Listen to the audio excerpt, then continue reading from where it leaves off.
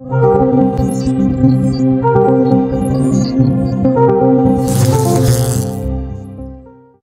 Direktorat Tindak Pidana Masih lain, saudara, data daftar pemilih tetap atau DPT Pemilu 2024 milik KPU diduga bocor.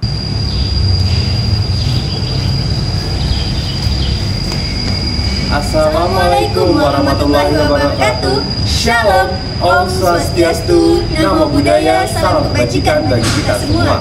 Kami dari kelompok 1 akan membahas mengenai cybercrime dan juga cyber security. Mohon disimak videonya.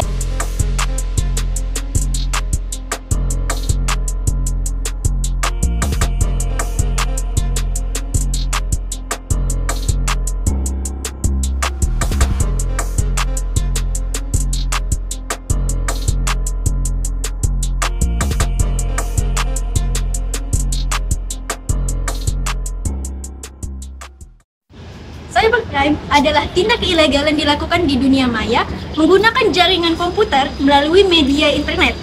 Umumnya ini dilakukan oleh orang-orang yang mengerti dan memahami teknologi informasi.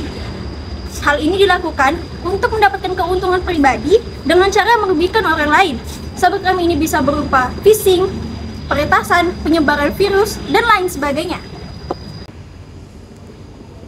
Cyber security merupakan bentuk dari perlindungan suatu jaringan internet, data maupun suatu komputer, di mana cyber security lahir dikarenakan adanya ancaman dari peretasan secara ilegal yang dilakukan oleh orang-orang tidak bertanggung jawab. Tujuan dari cyber security ialah untuk menjaga, melindungi kerahasiaan suatu data, di mana cyber security ini juga memiliki beberapa contoh, yaitu pertama, peretasan secara ilegal yang dilakukan oleh orang-orang tidak bertanggung jawab. Selanjutnya, ada penyebaran foto ataupun video ataupun konten sensitif yang dilakukan oleh orang-orang yang semena-mena untuk merugikan orang lain. Serta yang ketiga, ialah melakukan perubahan ataupun penghapusan data yang dilakukan tanpa persetujuan orang lain. Terdapat 4 jenis cybercrime. Yang pertama ada penipuan atau phishing, yang kedua ada peretasan, yang ketiga ada cyber stalking, dan yang keempat ada cyberbullying. Kita akan mulai dari penjelasan yang pertama, yaitu penipuan atau phishing. Jadi phishing adalah upaya untuk memperoleh data-data pribadi korban dengan cara sukarela memancing korban untuk memberikan data tersebut secara sukarela. Nah, contoh dari phishing tersebut adalah pelaku mengirimkan suatu link phishing yang membuat korban secara tidak sengaja ataupun sukarela mengisi data-data tersebut. Misalnya dalam kasus pelaku mengirimkan link klaim hadiah, jadi secara tidak langsung korban akan terpancing untuk mengisi link tersebut. Yang kedua adalah peretasan. Peretasan adalah upaya untuk membobol sistem komputer yang terintegrasi milik korban.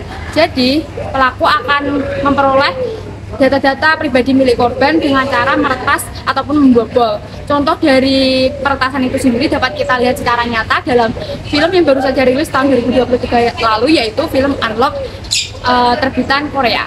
Yang ketiga adalah cyber stalking. Cyber stalking adalah upaya kejahatan yang dilakukan oleh para pelaku dengan cara menguntit atau meneror korban di media sosial. Contohnya adalah kita membuat akun khusus untuk menstalking orang, dan yang membahayakannya dari kegiatan tersebut adalah setelah kita memperoleh informasi korban dari penguntitan yang telah kita lakukan, kita melakukan tindak kejahatan yang membahayakan nyawa korban. Lalu saat sedang asyik bermain gawai, tahukah kalian bahwa cybercrime itu selalu berada di sekitar kita, bahkan memiliki motif yang beragam sehingga kita harus selalu berwaspada agar tidak menjadi korban cybercrime. Tapi tenang, tak perlu panik. Aku akan kasih tips dan trik untuk memperkuat cyber security. Yang pertama, selalu update software kalian. Dengan mengupdate software akan mencegah virus masuk ke dalam software. Kemudian yang kedua, menggunakan antivirus dan firewall. Kemudian, uninstall software yang tidak diperlukan. Dan juga kalian harus ingat untuk menggunakan kata sandi yang unik dan kuat. Dan juga menggunakan alat manajemen kata sandi. Dengan menggunakan kata sandi yang unik dan kuat, akan membuat peretas sulit untuk meretas akun kita. Kemudian, selalu melindungi informasi pribadi yang bersifat sensitif. Jangan sekali-kali memberikan informasi kalian yang bersifat sensitif di depan khalayak ramai atau di depan media sosial Anda. Kemudian, selalu mengupdate atau menyimpan data. Dengan menyimpan data akan mencegah kehilangan data ketika sistem error ataupun terkena cyber attack. Kemudian, pelajari lebih lanjut mengenai privasi dalam internet. Seorang konsultan Teguh Aprianto mengungkapkan kebocoran data di situs KPU melalui akun Twitternya, yaitu akun Twitter KPU sendiri pada tanggal 28 November 2023. Akses kebocoran data tersebut diakibatkan hacker bernama Jimbo, di mana 252 juta data pemilih telah diakses oleh hacker Jimbo dan dijual melalui forum Bridge Forum sebesar 74.000 USD. Hacker Jimbo dapat mendapatkan data tersebut berasal dari admin Segali kpu.go.id, yaitu melalui malware atau phishing. Tersebut tentunya menyoroti keamanan siber negara Indonesia, termasuk keamanan siber tentang keamanan data oleh KPU.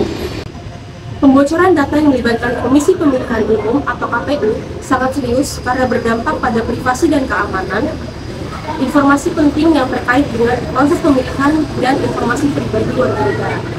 Dalam kasus ini terlihat bahwa keamanan cyber di Indonesia masih sangat lemah. Dalam kasus ini juga diperlukan tindakan serius dari pemerintah dengan menggunakan praktik utama cyber security, melibatkan para ahli, dan juga meningkatkan kesadaran personal. Diperlukan juga kerjasama internasional, penerapan hukum yang tegas, dan juga penetapan peraturan yang kuat. Hal-hal tersebut harus diperkuat dan dilaksanakan secara konsisten untuk melindungi kepentingan masyarakat, menjaga privasi mereka, dan meningkatkan kepercayaan mereka kepada pemerintah.